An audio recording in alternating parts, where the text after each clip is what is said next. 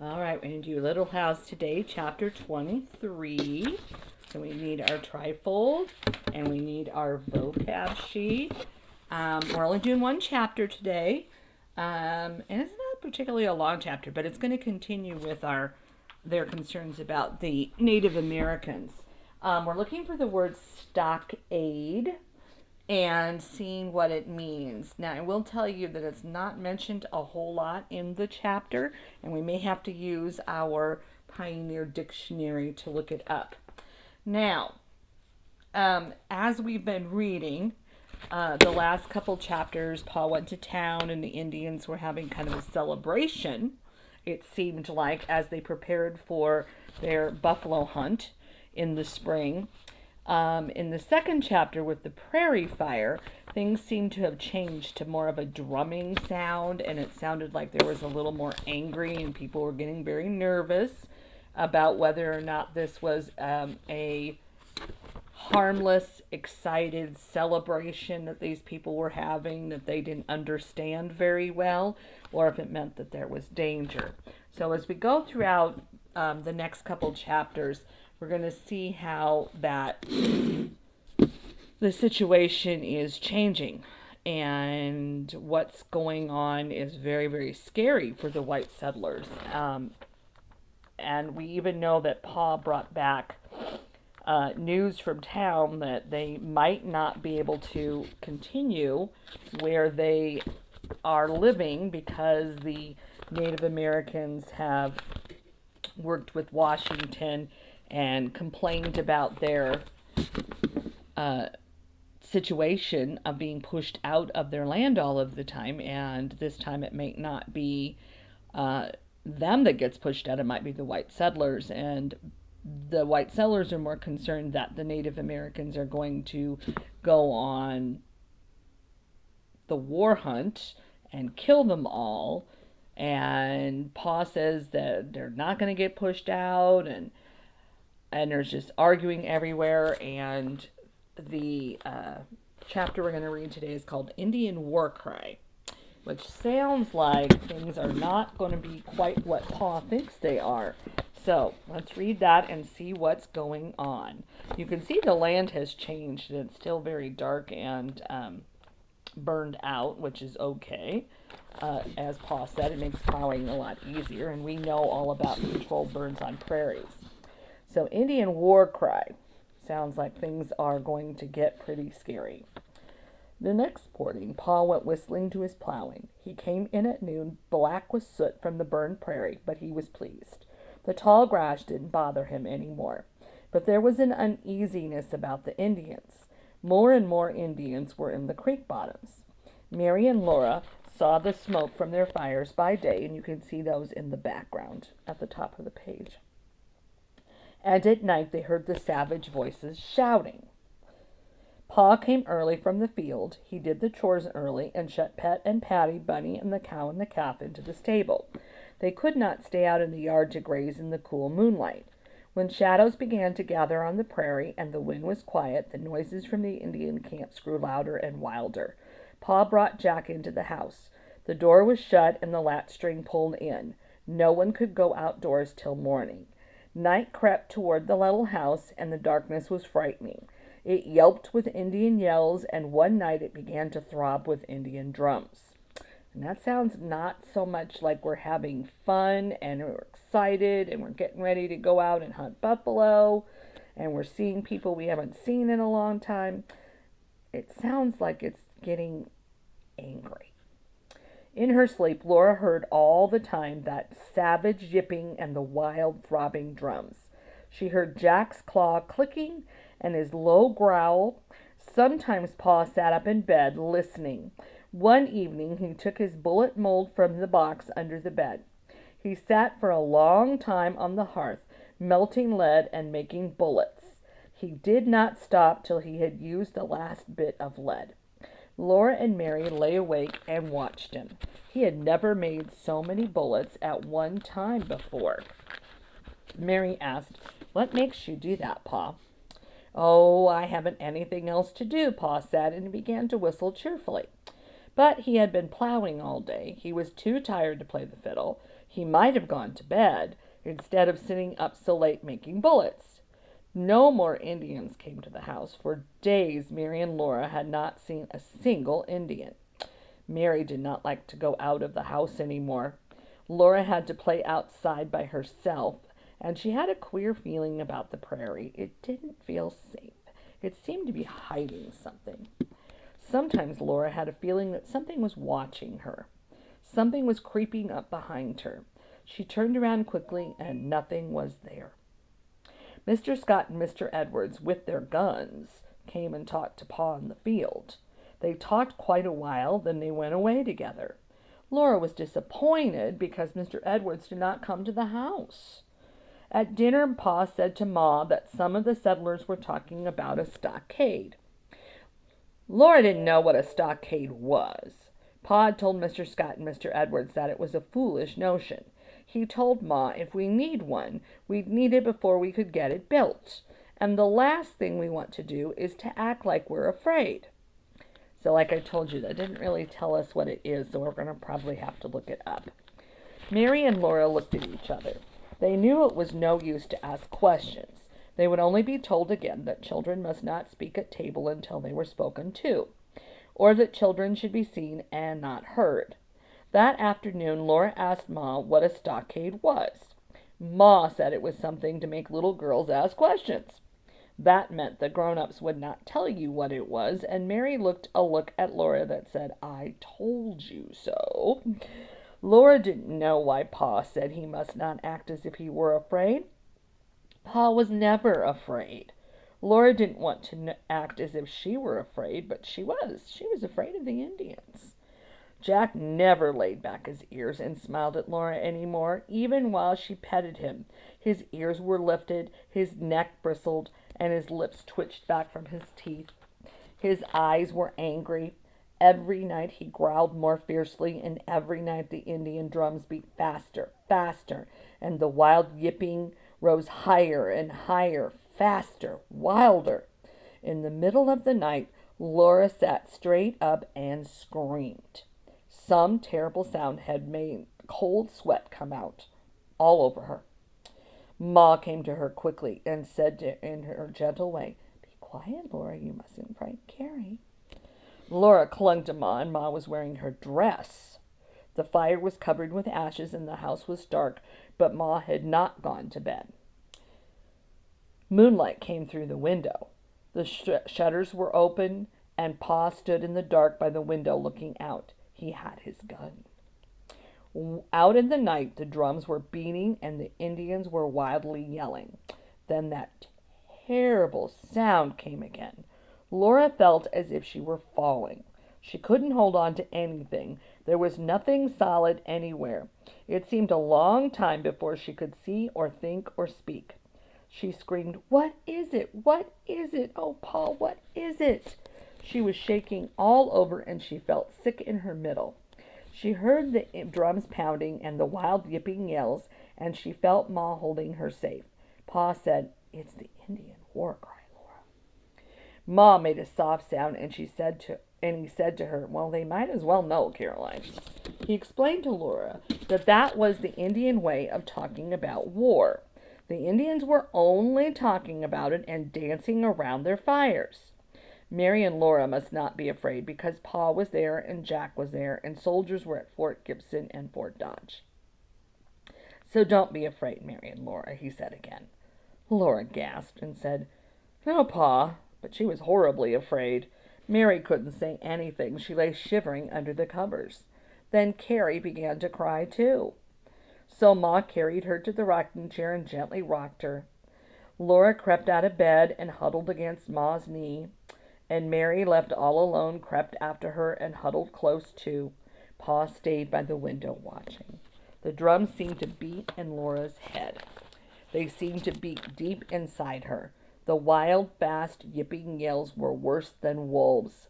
Something worse was coming. Laura knew it. Then it came, the Indian war cry. A nightmare is not so terrible as that night was. A nightmare is only a dream, and when it is worst, you wake up. But this was real, and Laura could not wake up. She could not get away from it. When the war cry was over, Laura knew it had not got her yet. She was still in the dark house, and she was pressed close against Ma. Ma was trembling all over. Jack's howling ended in a sobbing growl. Carrie began to scream again, and Pa wiped his forehead and said, "Phew!" "I never heard anything like it," Pa said. He asked, "How do you suppose they learned to do it?" But nobody answered that. "Well, they don't need guns. That yell's enough to scare anybody to death," he said. "My mouth's so dry I couldn't whistle a tune to save my life. Bring me some water, Laura." That made Laura feel better. She carried a dipper full of water to Pa at the window. He took it and smiled at her, and that made her feel very much better. He drank a little and smiled again and said, "There, now I can whistle." He whistled a few notes to show her that he could. Then he listened, and Laura too heard far away the soft pitter-pat-pat-pat, pitter-pat-pat of a pony's galloping. It came nearer. From one side of the house came the drum throbbing and the fast, shrill, yapping yells, and from the other side came the lonely sound of the riders galloping. Nearer and nearer it came. Now the hooves clattered loudly, and suddenly they were going by.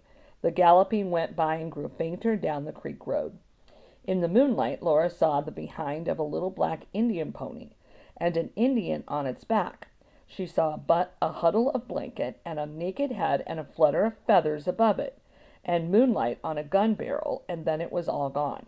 Nothing was there but empty prairie. Pa said he was durned if he knew what to make of it.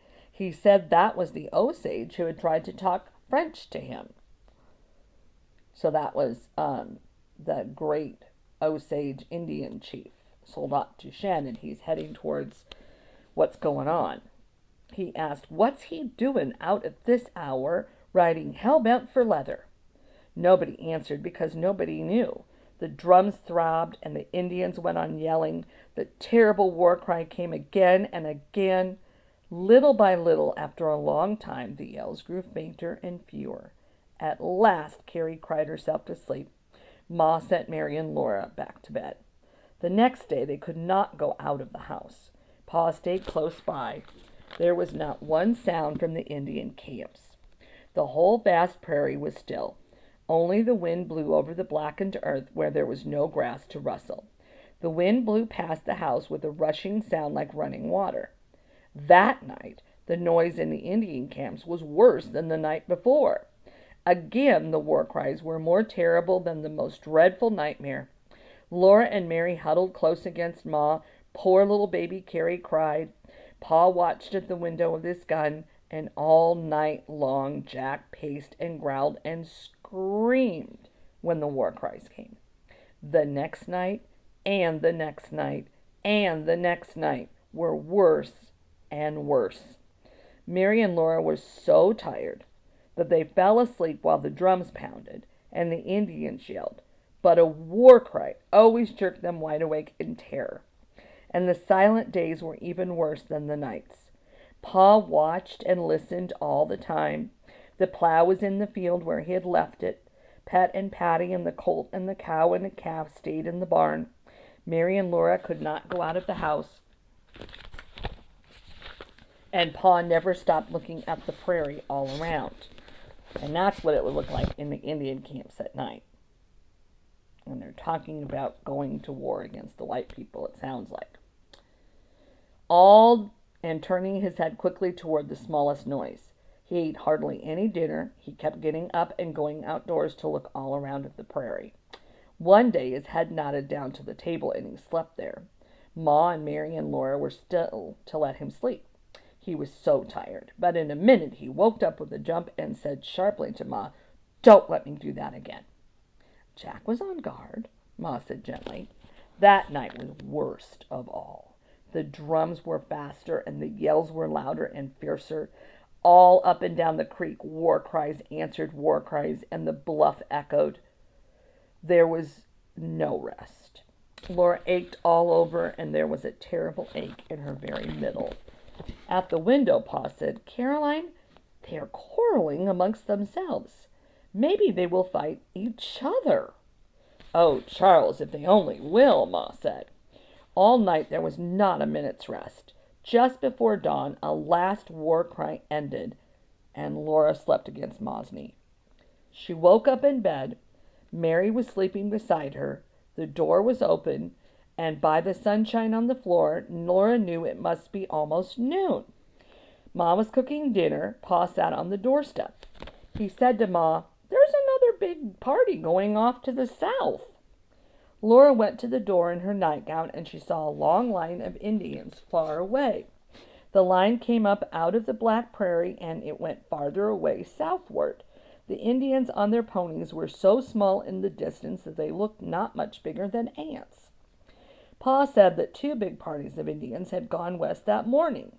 Now this one was going south. It meant that the Indians had quarreled among themselves, and they were going away from their camps in the creek bottoms.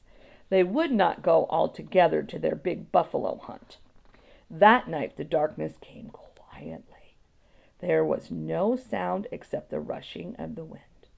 "Tonight we'll sleep," Pa said, and they did. All night long they did not even dream, and in the morning Jack was still sleeping, limp and flat on the same spot where he had been sleeping when Laura went to bed.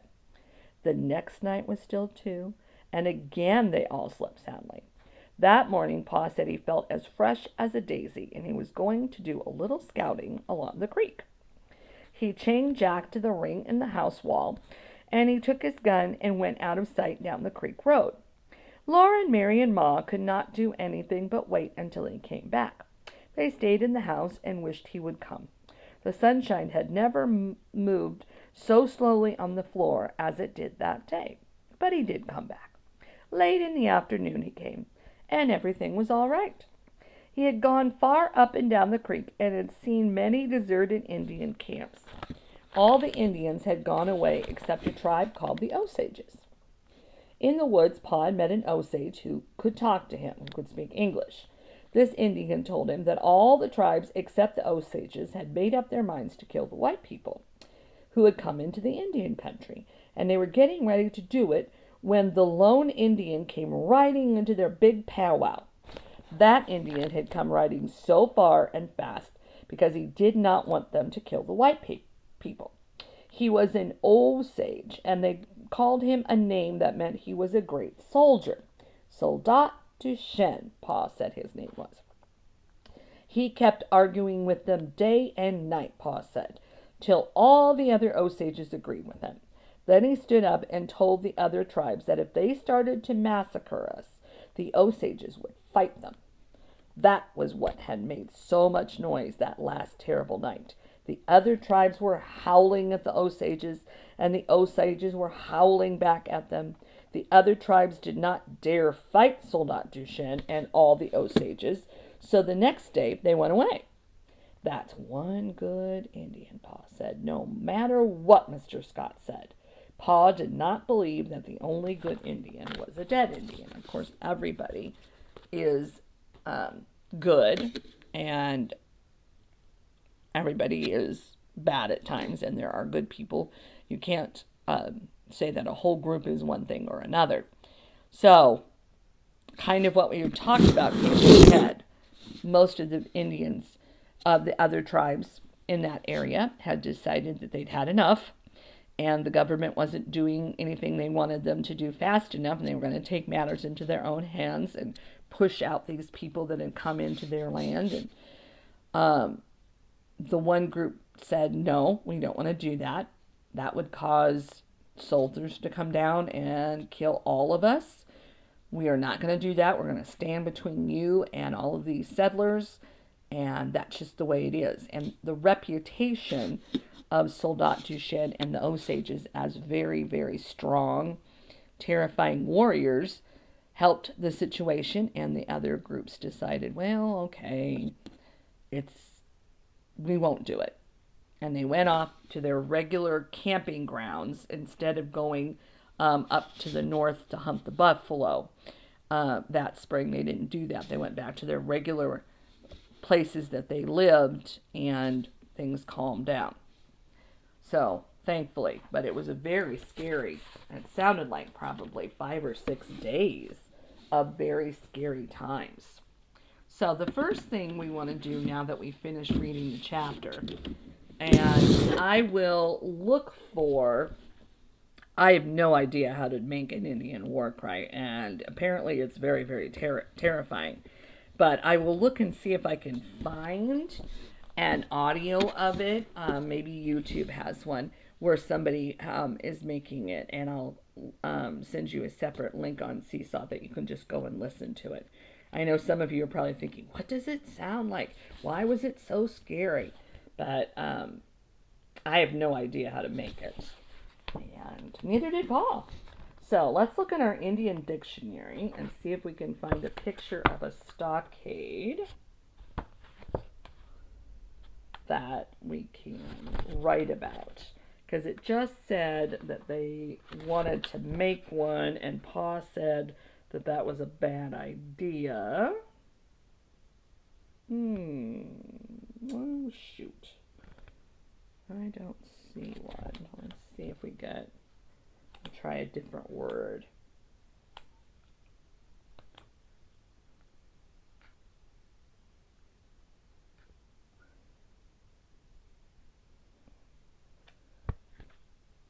Nope.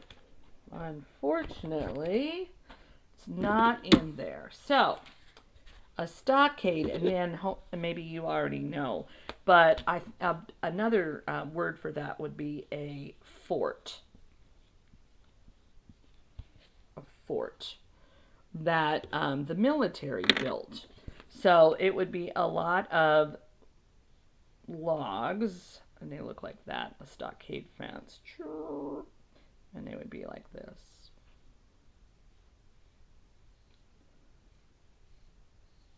So you would need a lot of trees to make a stockade. And it would go all the way around in a big square, and it would have a doorway here. And if it was for a fort for soldiers, there'd be a lot of buildings in here and stables. And then it would have a big, big, tall stockade fence that went around it. A lot of times on the inside, there'd be a walkway here where soldiers could stand and shoot out at any incoming trouble. So a stockade is a fort. And as you can see from, you have to build the fence all the way around, and it would be a very large one.